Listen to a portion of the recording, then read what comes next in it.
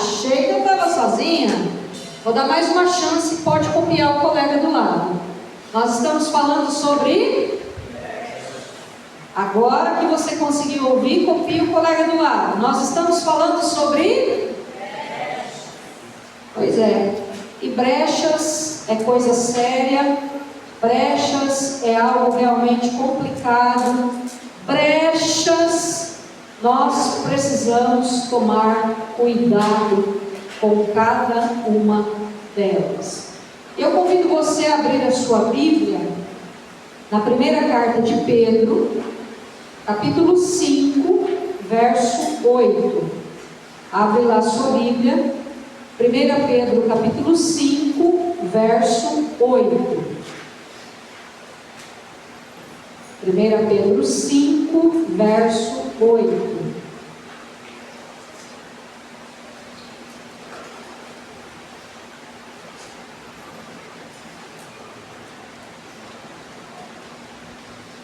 Se você puder, coloque-se de pé para a leitura da palavra do Senhor.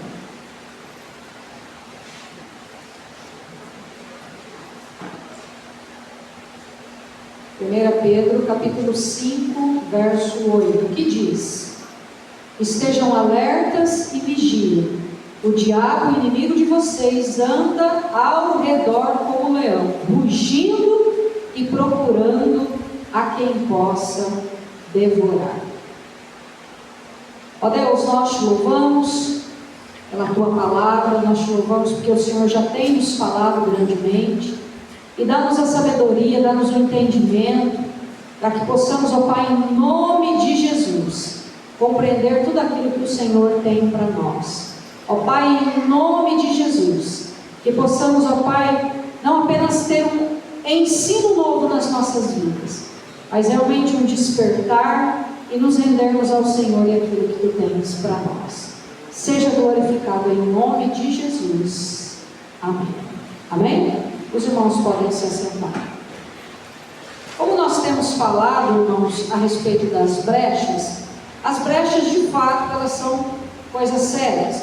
Nós aprendemos com Pedro e ele diz: estejam alerta e vigiem, porque o diabo, que é de fato nosso inimigo, anda ao redor como um leão, ou seja, mostrando uma ferocidade, sendo feroz.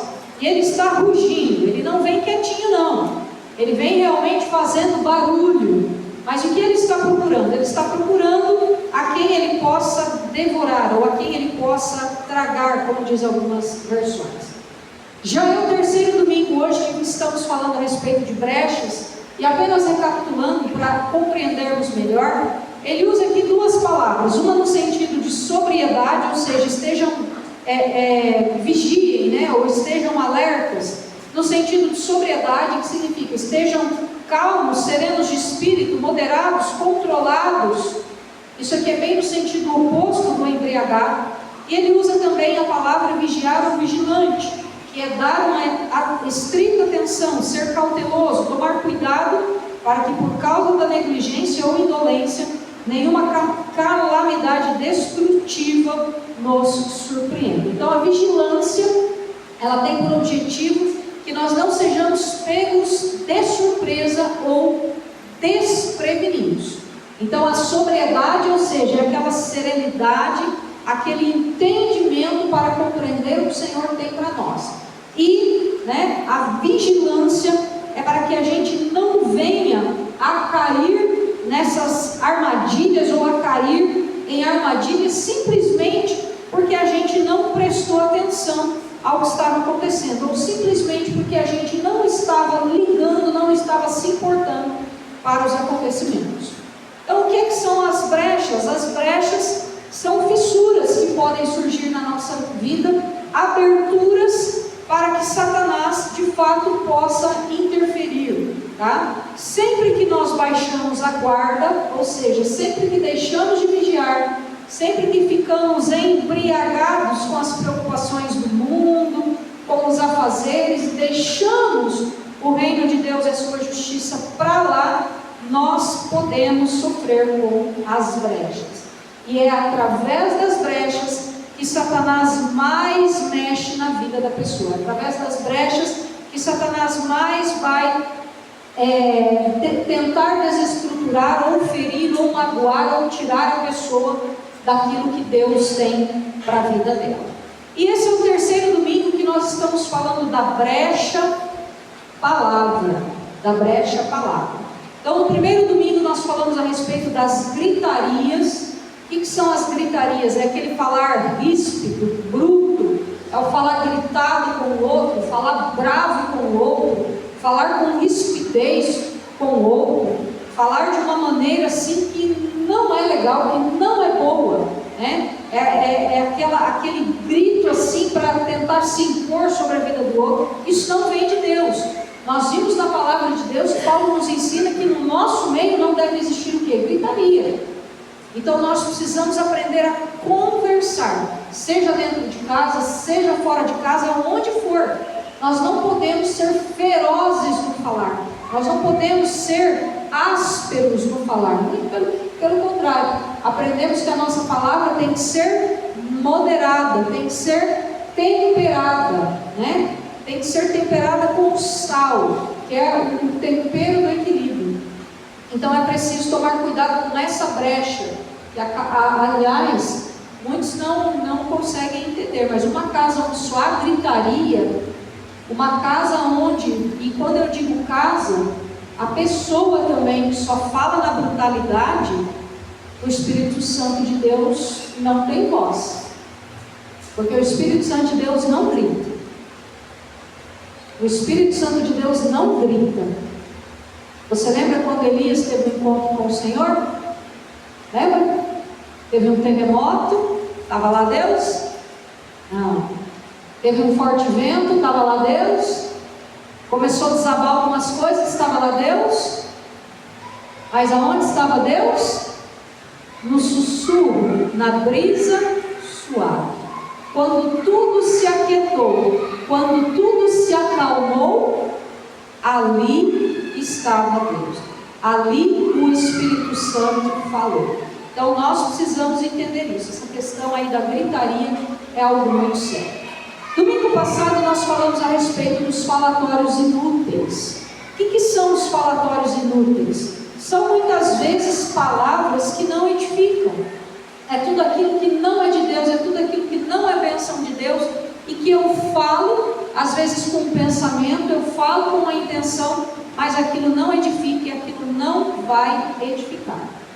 Nem edifica e nem vai edificar. Então eu tenho que tomar muito cuidado. E tem falatórios inúteis que às vezes a gente fala dentro da igreja achando que está arrasando. Achando que está arrasando. Nós temos incontáveis divisões na igreja de Cristo por causa de falatórios inúteis. Por causa de falatórios inúteis. Por causa de palavras que nem são bíblicas muitas vezes. Ou de distorções da palavra de Deus. E claro que o falatório inútil, às vezes é aquela perda de tempo que eu fico falando de um ou que eu fico falando de outro, né? Falando mal, não bem. Ainda se fosse falar bem, tudo bem. Mas eu fico falando de mal e eu perco uma oportunidade importante, uma oportunidade grandiosa, uma oportunidade verdadeira de fato falar algo que é bênção, algo que edifica a vida da pessoa que eu estou conversando. Então os falatórios inúteis são realmente bastante perigosos. E hoje eu quero falar de algo que é tão grave quanto a gritaria e os falatórios inúteis, que são as mentiras. Que são as mentiras. E as mentiras, elas vêm de mãos dadas com algo chamado coisas ocultas. Tá? As mentiras, elas vêm de mãos dadas com algo chamado coisas ocultas. E eu quero ler com você mais um texto para que a gente compreenda um pouquinho a respeito da mentira. Está lá em Atos, capítulo 5, do 1 ao 16. Abra lá sua Bíblia que eu quero ler com você esse texto. Atos, capítulo 5, do 1 ao 16. 16 não, até o 11, desculpe. Diz a palavra do Senhor: um homem chamado Ananias, todos encontraram? Amém? Um homem chamado Ananias, com Safira, sua mulher, também vendeu uma propriedade. E ele reteve parte do dinheiro para si, sabendo disso também sua mulher. E o restante levou, colocou aos pés dos apóstolos. Então Pedro perguntou a Ananias: como você permitiu que Satanás enchesse o seu coração, ao ponto de você mentir ao Espírito Santo e guardar para si uma parte do dinheiro que recebeu pela propriedade? Ela não lhe pertencia? E depois de vendido, o dinheiro não estava em seu poder? O que o levou a pensar em tal coisa? Você não mentiu aos homens, mas sim a Deus. Ouvindo isso, Ananias caiu morto, e grande temor apoderou-se de todos os que ouviram o que tinha acontecido. Então os moços vieram, envolveram seu corpo, levaram-no para fora e o sepultaram. Cerca de 3 horas mais tarde, entrou sua mulher, sem saber o que havia acontecido. E Pedro lhe perguntou: diga-me, foi esse o preço que vocês conseguiram pela propriedade? Respondeu ela: sim, foi esse mesmo. Pedro lhe disse: por que vocês entraram em acordo para tentar o Espírito do Senhor? Veja, estão à porta os pés dos que sepultaram seu marido, e eles a levarão também. Naquele mesmo instante ela caiu morta aos pés dele. Então os moços entraram e encontraram-a morta. Levaram-na e sepultaram-na ao lado de seu marido. E grande temor apoderou-se de toda a igreja e de todos os que ouviram falar destes.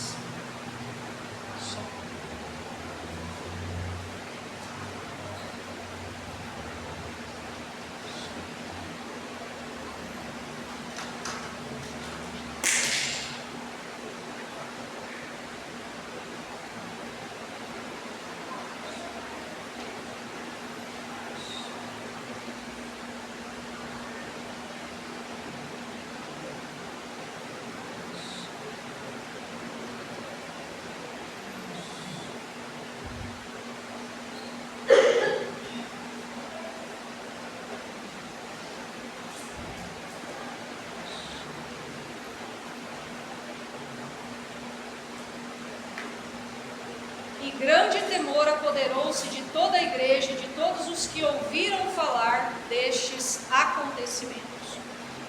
O que nós vemos nesse texto? Nesse texto nós vemos uma situação bastante interessante. No final do capítulo 4 de Atos, nós vemos que a igreja estava num pensamento em que Jesus estava voltando muito em breve. Mas existia uma urgência, existia um pensamento no coração deles de que isso realmente era algo assim que estava chegando e que eles precisavam viver aqueles últimos dias como se Jesus já estivesse voltando. Então surgiu um movimento no coração dos cristãos primitivos de fazer o quê? Vender tudo que tinham, tudo que possuíam e levar para os discípulos para que fosse distribuído de uma maneira igualitária a todos aqueles que criam. A ideia era bonita, a ideia era interessante, a ideia era realmente algo a se pensar, algo a se entender. Mas veja bem, irmãos, não foi algo obrigado, não foi algo pedido, não foi algo exigido da parte de ninguém. Era algo que surgiu no coração de alguns. Qual é o problema de Ananias e Safira? Pedro fala exatamente sobre isso. Para que tentar ou para que mentir ao Senhor? Para que tentar ou para que mentir ao Senhor? Quem pediu que vocês vendessem um terreno? Quem pediu a vocês que vocês trouxessem o dinheiro do terreno? Ninguém havia pedido a eles. Mas eles fizeram isso já talvez com um coração de tentativa de se aparecer, um coração de tentativa de que estivessem observando, estivessem olhando para eles e pensando: olha que pessoal legal, olha que pessoal valoroso. E o texto diz que eles ocultaram uma parte. Eles ocultaram uma parte. E aliás, eles não precisavam ter doado nem todo, nem uma parte, nem nada. Eles podiam ter ficado quietinhos com o terreno deles. Isso não os faria com menos fé, mas não foi isso que aconteceu. mentir na Bíblia é um pecado grave, é um pecado realmente muito grave. Significa distorcer a verdade e transmitir uma informação enganosa. Veja a seriedade da mentira. Por quê? Porque se eu estou distorcendo a verdade, eu estou transmitindo uma informação que vai enganar alguém. Você se lembra onde é que surgiu a primeira mentira? Consegue se lembrar? Aonde foi? No Éden. A primeira mentira surgiu no Éden. Satanás mentiu no Éden. Depois ali com o ser humano, Caim mentiu sobre quem? Sobre seu irmão. Deus perguntou: Caim, onde está Abel? O que ele respondeu? Como é que eu vou saber? Não sou babá dele não. Não sei dele. Nós temos os patriarcas Abraão e Isaque, mentiram em oportunidades diferentes com suas respectivas esposas, dizendo que elas eram apenas suas irmãs. E tudo bem que de Abraão é uma meia mentira ou uma meia verdade, porque de fato Sara era sua meia-irmã. Mas independente, eles usaram dessa artimanha chamada mentira para tentar algo. Pedro mentiu ao dizer que não conhecia Jesus.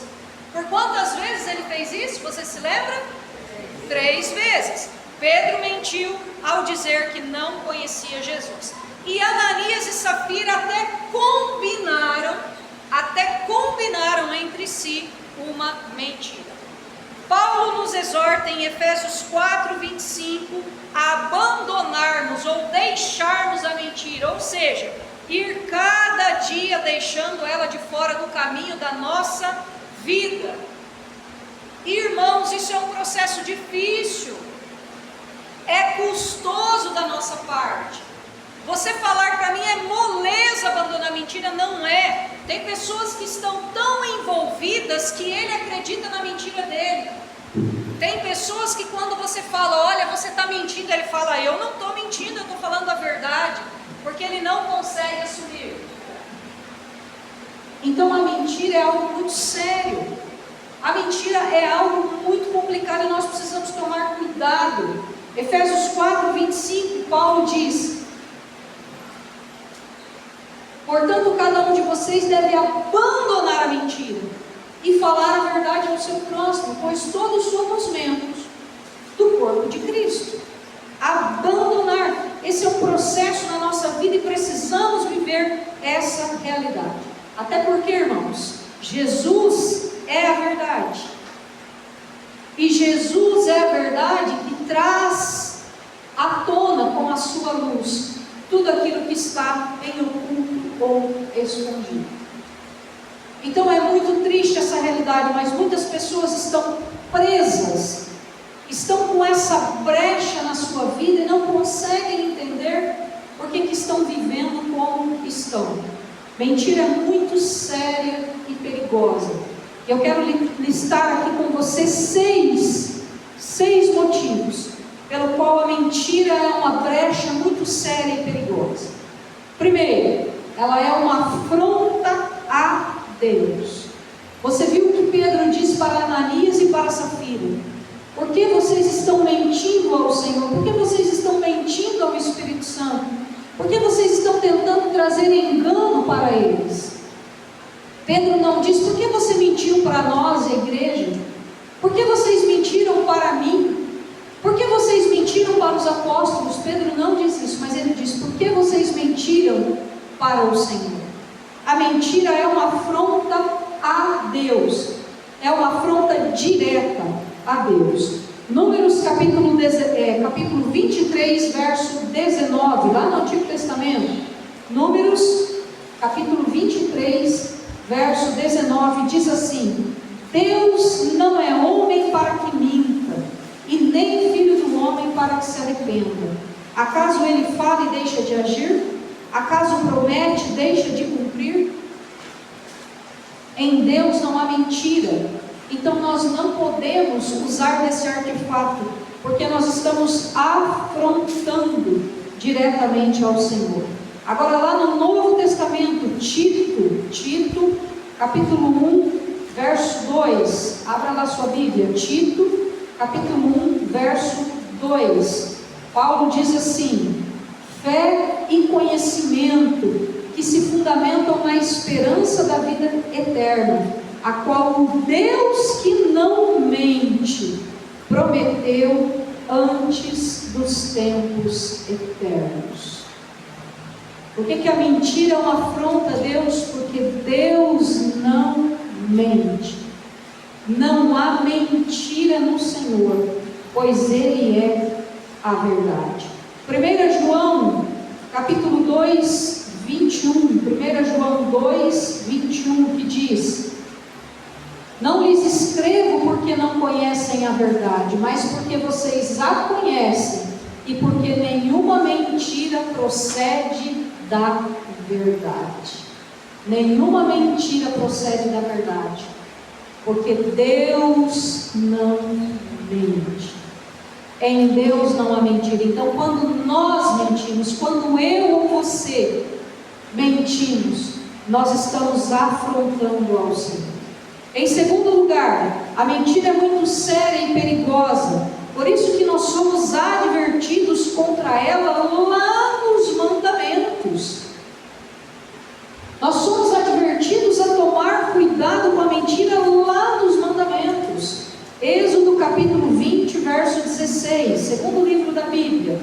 Êxodo capítulo 20, verso 16. Não darás falso testemunho contra o teu próximo. O que é falso testemunho? É uma mentira que você está falando do outro. E o testemunho, eu quero que você entenda a importância disso. O testemunho na Bíblia sempre foi coisa séria. O testemunho na Bíblia, ele era suficiente para que uma pessoa fosse absolvida ou condenada. Dependendo da gravidade, até uma pessoa apenas testemunhando tinha força suficiente para absolvição ou condenação. Mas nós somos instruídos na palavra que tivesse pelo menos 2 ou 3, para que houvesse concordância. Mas aí a gente vai lá na frente, no momento do julgamento de Jesus antes da crucificação. Os testemunhos eram verdadeiros ou mentirosos? As pessoas que falaram lá contra Jesus falaram verdades ou mentiras? Falaram mentiras. E era tanta mentira que tem uma hora que eles falam: gente, é absurdo isso aqui, a gente não vai conseguir condenar ele com essas coisas. E então só quando alguém chegou e falou: não, mas peraí, tem um negócio que eu ouvi falar. Ele disse que vai destruir o templo. Aí, opa! Consegue entender? Então, quando ele fala ali, é muito sério, nós precisamos entender que o falso testemunho é coisa séria, porque ele pode levar à condenação de alguém. Então, o nosso testemunho, aquilo que nós falamos das pessoas, aquilo que nós falamos de nós mesmos, aquilo que nós vivemos, tem que ser verdadeiro. Nos mandamentos, nós já somos advertidos, mas não apenas nos mandamentos, nós somos advertidos também nas Escrituras. Lá em Zacarias, ele está lá no finalzinho do Antigo Testamento. Zacarias capítulo 8, verso 16. Diz assim a palavra do Senhor: eis o que devem fazer, falem somente a verdade uns com os outros e julguem retamente em seus tribunais. O povo que estava contaminado com tanta falsidade, com tanta mentira, vivendo uma vida tão longe de Deus, agora haviam voltado do cativeiro, agora haviam voltado da Babilônia, agora estavam reconstruindo Jerusalém e o templo. E a palavra que vem a eles é exatamente essa: a partir de agora falem somente a verdade. E talvez você diga: mas pastor, eu tenho medo de falar a verdade, porque vai sobrar para mim, vão descobrir coisas horríveis a mim. Meu querido, Deus já sabe tudo isso. Deus já sabe tudo isso. E se você não se arrepender do teu pecado, se você não mudar de vida, há condenação para os mentirosos. Nós vamos ver daqui a pouco. Então passe a viver a verdade. Passe a viver a verdade. Já lemos Efésios 4:25. Portanto, deixem a mentira. Abandonem a mentira. E falem apenas a verdade, uns com os outros. Porque a mentira é muito séria. Além de ser uma afronta a Deus, nós somos advertidos contra ela nos mandamentos, nas Escrituras. E ela tem por pai, e inclusive é a língua do diabo. O pai do diabo é a mentira, e a mentira é a linguagem dele. A mentira é a linguagem dele. E quando eu estava estudando isso essa semana, eu comecei a rir, porque eu fiquei pensando, né? Tem tanta gente que quer falar a língua dos anjos, e tem gente que fala a língua do diabo. Porque a mentira é a língua do diabo. É o que diz a palavra de Deus. Evangelho de João, capítulo 8, verso 44. Abra lá sua Bíblia. Evangelho de João, capítulo 8, verso 44. Vocês pertencem ao pai de vocês, o diabo, e querem realizar o desejo dele. Ele foi homicida desde o princípio e não se apegou à verdade, pois não há verdade nele. E quando mente, fala a sua própria língua, pois é mentiroso e pai da mentira. Quão sério é a palavra de Deus e quão sério é o estudo da palavra de Deus. Como isso abre a nossa mente. Não existe essa história, mas é uma mentirinha boba. É só para evitar confusão. Não, pastor, eu não falei nada, porque senão ia dar maior confusão, ia dar maior problema. Meu irmão, entenda o que diz a palavra aqui. Diz que o diabo ele foi homicida desde o princípio, ou seja, a mentira dele causou a nossa morte. A mentira dele causou a nossa morte, porque nós acreditamos na mentira dele. Nós optamos pela mentira dele.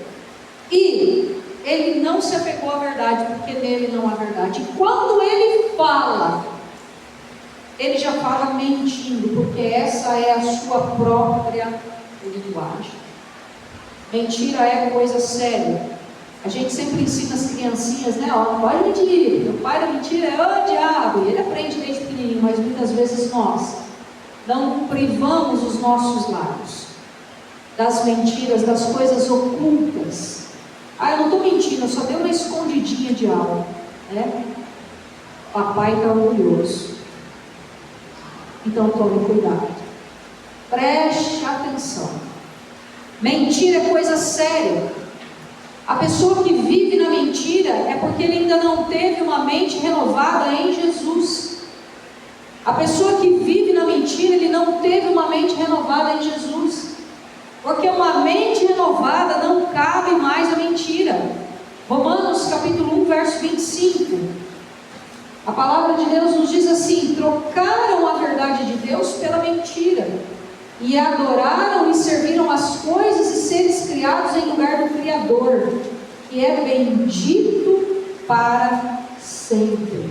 Então, ou seja, trocaram a verdade de Deus pela mentira, e adoraram e serviram as coisas e seres criados em lugar do Criador, que é bendito para sempre. Vamos novamente lá em 1 Timóteo. Não, a gente foi em Tito, né? Vamos um pouquinho antes, lá em 1 Timóteo, capítulo 4, verso 2. Vamos ler 1 e 2. 1 Timóteo 4, 1 e 2. O Espírito diz claramente que nos últimos tempos alguns abandonarão a fé e seguirão espíritos enganadores e doutrinas de demônios. Tais ensinamentos vêm de homens hipócritas e mentirosos que têm a consciência cauterizada. Você sabe o que é cauterizada? Ela foi queimada até ficar endurecida. Ela ficou endurecida. E se você conhece as Escrituras, Paulo escreve aos Romanos no capítulo 12, verso 2, que a nossa mente precisa ser o quê? Renovada. Por quê? para que a gente consiga de fato deixar a mentira, para que a mentira não faça mais parte da nossa vida, porque mentira é coisa séria. Mentira é o resultado de uma mente que não foi renovada. E meu irmão, eu falo isso para você com muito amor e com muita consideração pela tua vida. Se você ainda está preso em mentiras, você precisa orar ao Senhor e entregar sua vida a Ele. Se você está preso em mentiras, talvez aquilo que você pense que já aconteceu na sua vida, de conversão, ainda não aconteceu. Porque quem tem a mente renovada, ele não vive mais preso em mentiras. Ele não vive. Ele não vive. Quem encontrou Jesus foi liberto. E conhecereis a verdade, e a verdade vai fazer o que com a gente? Nos libertar. A verdade vai nos libertar. Então não há mais espaço para mentira. 1 João, capítulo 2, verso 4. 1 João, capítulo 2, verso 4. João diz assim: aquele que diz eu conheço, mas não obedece aos seus mandamentos, é mentiroso, e a verdade não está nele. Eu tenho dito sempre que a marca do discípulo de Jesus é a obediência. Discípulo de Jesus, ele tem por marca a obediência. O discípulo de Jesus, ele obedece a Jesus. Lembra quando Jesus disse que ele é o bom pastor? Lembra quando ele disse que ele é o bom pastor? Ele fala que ele, como bom pastor, quando ele fala, as ovelhas dele o quê? Ouvem a sua voz e o seguem. E aí nesse encontro de Jesus registrado ali em João, até o momento em que ele vai para o Getsemane orar, ele diz que nós somos ou nós seremos os seus amigos se nós fizermos o quê? O que ele manda, se nós o obedecermos. E se Jesus é a verdade, como que a mentira pode estar em minha vida? Se eu de fato entreguei a minha vida a Jesus, se eu sou convertido em Jesus, como às vezes eu bato no meu peito, como a mentira pode estar presente na minha vida? Não está batendo com os ensinamentos da palavra. Por isso que nós temos que tomar cuidado. Mas pastora, eu tropecei, meu irmão, você tropeçou, abriu brecha. Então você precisa buscar ao Senhor, se arrepender e fechar essa brecha. Não ocultar a sua mentira. Você precisa trazer a luz ou permitir que a luz ilumine aquilo que você está ocultando. E não fingir que está tudo bem, ou não fingir que não tem nada de errado acontecendo. Ainda em 1 João, capítulo 2, o verso 22, ele diz assim: quem é mentiroso, senão é aquele que nega que Jesus é o Cristo? Este é o anticristo, aquele que nega o Pai e o Filho. Além de ser o resultado de uma mente que não foi renovada, quando nós vivemos a mentira, nós nos colocamos em oposição à verdade que é Cristo. E nós nos tornamos de alguma forma algum tipo de anticristo, e a palavra anti é aquele que se opõe. Então, se há espaço na minha vida para mentira, a verdade vai sendo abafada. E a mentira se opõe à verdade. Mentira é coisa séria, irmãos, não é brincadeira. E nós precisamos tomar cuidado. A mentira é muito séria e perigosa. O seu fim, junto com quem vive, ama e a pratica, segundo as Escrituras, é o inferno. Apocalipse, capítulo 21, verso 8, abra lá, penúltima folhinha da Bíblia. Apocalipse 21, 8 diz: mas os covardes, os incrédulos, os depravados, os assassinos, os que cometem imoralidade sexual, os que praticam feitiçaria, os idólatras e todos mentirosos. O lugar deles será no lago de fogo que arde com enxofre, que é a segunda morte. E é interessante porque esse texto aqui ele é usado por alguns grupos que querem defender um tipo de pecado que está citado aqui. E eles pegam esse texto para defender, mas a lista é grande. E tem um aqui que parece inofensivo, que é a mentira. Mas ele não é. Ele não é. Mentira é muito séria e perigosa. O fim da mentira, e junto com aquele que vive a mentira, que ama a mentira, que pratica a mentira, é o inferno. No último capítulo 22, verso 15, também nos é dito algo interessante. E ele fala assim: fora ficam os cães, os que praticam feitiçaria, os que cometem imoralidades sexuais, os assassinos e idólatras. Agora presta atenção aqui na parte final. E todos os que amam e praticam a mentira. Mentira é coisa séria. Mentira é uma brecha que pode destruir a vida de uma pessoa. Que pode destruir a vida de uma pessoa. E é triste como as pessoas acham que mentira não é nada, acham que não tem problema, finge que a mentira não existe. É muito triste isso. E por último, seu principal disfarce está nas coisas ocultas. Efésios capítulo 5, vamos voltar um pouquinho para trás.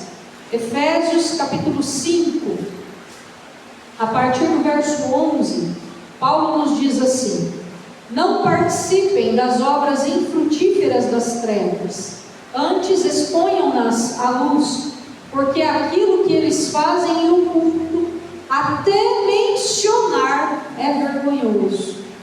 Mas tudo o que é exposto pela luz torna-se visível, pois a luz torna visível todas as coisas. Sempre que eu leio esse texto, eu fico assim, pensativa, né? Porque aquilo que fazem em oculto, até mencionar, é vergonhoso. Sabe, irmãos, a gente tem bastante tempo sozinho na nossa vida. Nós temos muito tempo que nós acabamos por só. Às vezes é um momento de lazer, às vezes é um momento antes de dormir, às vezes é um momento quando você levanta, às vezes é um momento em que você está, sei lá, no banheiro. Às vezes é um momento em que você tira para você para sair dar uma volta. É um momento que ninguém está vendo, das pessoas, mas o Senhor está.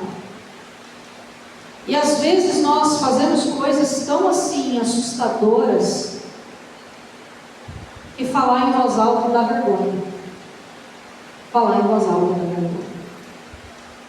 E como nós temos visto pessoas se perdendo em pecados ocultos, em coisas que ele está fazendo ali a sós, que ele acha que ninguém está vendo, e que ele acha que ninguém vai saber, mas vai. Mas vai. E quantas pessoas às vezes ficam, mas não foi bem assim, não, meu irmão. A palavra de Deus ela é muito clara. E a palavra de Deus ela norteia a nossa vida, ela direciona a nossa vida de maneira tal que quando vem a tentação, o próprio Deus nos providencia o escape. Então, como nós precisamos tomar cuidado? Esse texto é um texto de grande reflexão, porque ele diz que as obras infrutíferas das trevas não deve ser algo ao qual nós vamos participar, nós devemos buscar participar. E que muitas dessas atitudes, muitas dessas ações, que às vezes nós fazemos e que achamos que não tem ninguém vendo, que ninguém está sabendo, que ninguém está lá, o Senhor está. O Senhor está. E nós vamos prestar contas de cada uma delas. Voltando lá para 1 Timóteo, capítulo 5, verso 24 e 25, Paulo diz a Timóteo da seguinte forma: os pecados de alguns são evidentes, antes mesmo antes mesmo de serem submetidos a julgamento. Agora, ou ao passo que os pecados de outros se manifestam posteriormente. Da mesma forma, as boas obras são evidentes, e as que não são, não podem permanecer ocultas. Tem coisas que a gente faz que na hora dá para ver. Tem coisas que nós fazemos que na hora se torna evidente. Agora, tem coisa que vai demorar para aparecer, mas vai. Tem coisa que vai demorar para aparecer, mas vai. Você pode achar que está escondendo, você pode achar que está tudo bem, mas vai aparecer. E por que ela dá a mão? Por que as coisas ocultas dão a mão para a mentira? Porque tudo começa com a mentira. Tudo começa com a mentira. Eu só escondo aquilo que não é verdade. Aquilo que é verdade eu não tenho medo. Aquilo que é bênção, aquilo que é maravilhoso. Mas aquilo que é vergonhoso, aquilo que me traz esse sentimento, eu escondo. E a mentira é aquilo que nós mais colocamos. Porém, segundo as Escrituras, elas serão reveladas. Jesus nos fala em Marcos 4, 22, Lucas 8, 17, que aquilo que está em oculto, um dia será revelado a sua luz. Então, como nós precisamos acordar para essa realidade. E Paulo vai também nos falar a respeito dessa mesma passagem, mas com as suas palavras em 1 Coríntios 4, verso 5. Portanto, não julguem nada antes da hora devida. Esperem até que o Senhor venha. Ele trará à luz o que está oculto nas trevas e manifestará as intenções dos corações. E nessa ocasião, repito, nessa ocasião, cada um receberá de Deus a sua aprovação. Mentira é coisa séria, irmãos. Nós não podemos titubear. Mentira é coisa séria. Mentira é uma brecha perigosa. E quando eu digo mentira é coisa séria em todos os aspectos. Às vezes a gente brinca com a mentira. Às vezes a gente namora com a mentira. A gente gosta de envolver pessoas em mentirinhas, em ilusõezinhas. Como nós precisamos ter a sabedoria. Como nós precisamos tomar cuidado. Nós precisamos ensinar as nossas crianças qual é a consequência da mentira. Nós precisamos nós mesmos falar a verdade para os nossos filhos. Às vezes a gente acha, não, mas eu tenho que enganar meu filho. Não faz isso não. Não trabalha isso, não trabalha dessa forma. Mas aprenda a falar a verdade, aprenda a viver a verdade. Porque a mentira é uma brecha que pode não apenas deixar uma marca na tua vida, mas pode sim desestruturar a tua fé.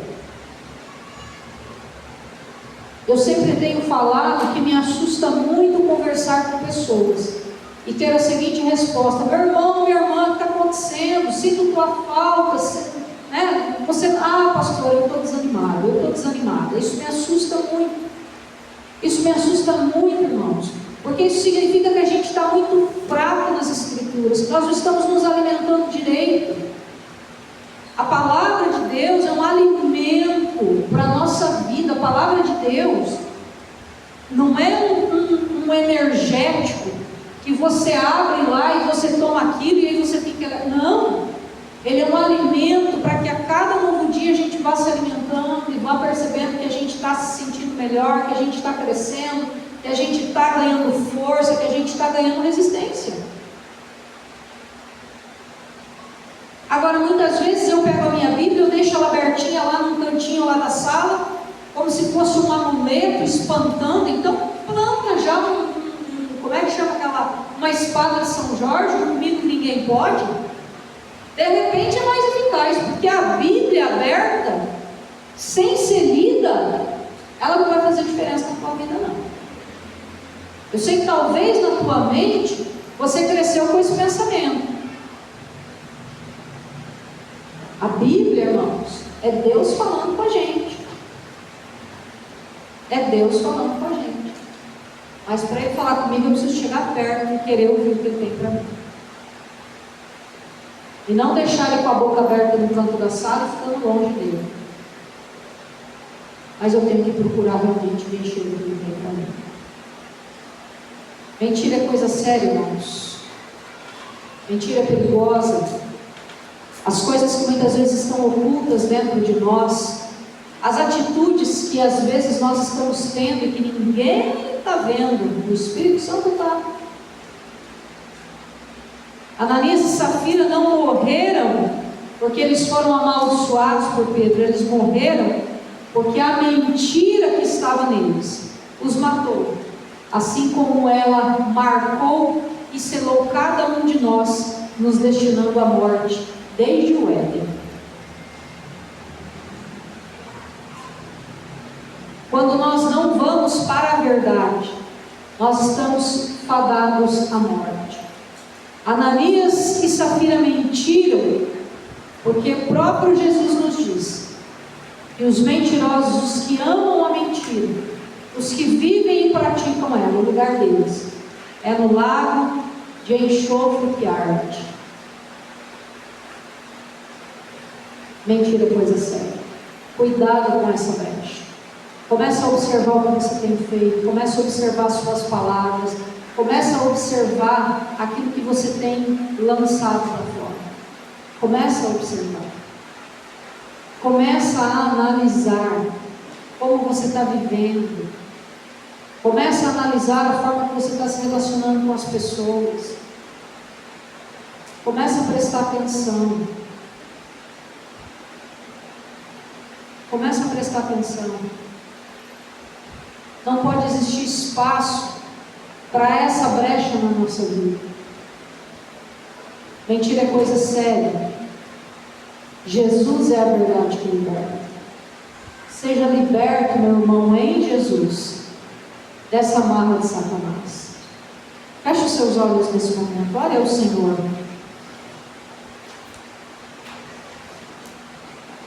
Se coloca na presença do Senhor.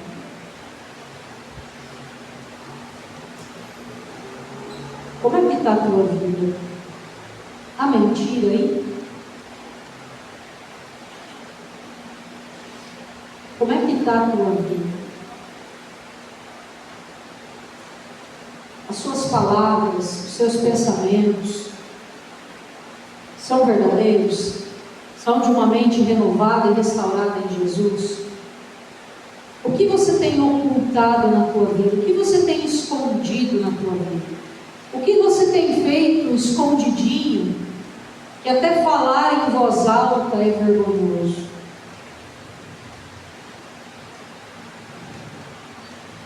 O que você tem feito que ninguém pode saber? É tempo de você se arrepender dos seus pecados. É tempo de você se entregar a Jesus e ser liberto da mentira, porque mentira é coisa séria. Fala com o Senhor agora: Senhor, assim como um dia o Senhor tocou os lábios de Isaías, vem nesse momento tocar os meus lábios e me purificar. Fala com Ele nesse momento. Vem tocar os meus lábios e vem me purificar. Eu não quero mais ser essa pessoa mentirosa. Em momento algum, em lugar algum, em circunstância nenhuma. Eu quero viver a tua verdade. O Senhor está ouvindo a tua oração. Fala com Ele, porque Ele está te ouvindo. Ó Deus, em nome de Jesus, nós te glorificamos e te amamos pelo teu imenso e maravilhoso amor. Obrigado, Paizinho querido, pelo teu cuidado, pelo teu carinho, pela tua misericórdia, pela tua proteção. Obrigado, Pai Santo, por muito nos amar e por tanto nos amar. Como nós somos gratos. E Pai, em nome de Jesus, nós ouvimos, ó Pai, a tua palavra. Nós ouvimos, ó Deus, o que o Senhor tem para nós. E Pai, em nome de Jesus, nos dá sabedoria, para que possamos, ó Pai, sermos libertos por completo desses pecados ocultos e da mentira, ó Pai, muitas vezes por trás de tudo isso.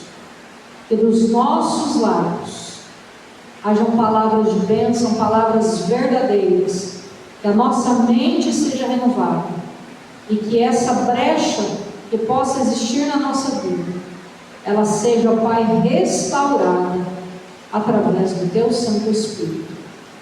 Ajuda-nos, precisamos do Senhor, tem misericórdia de nós.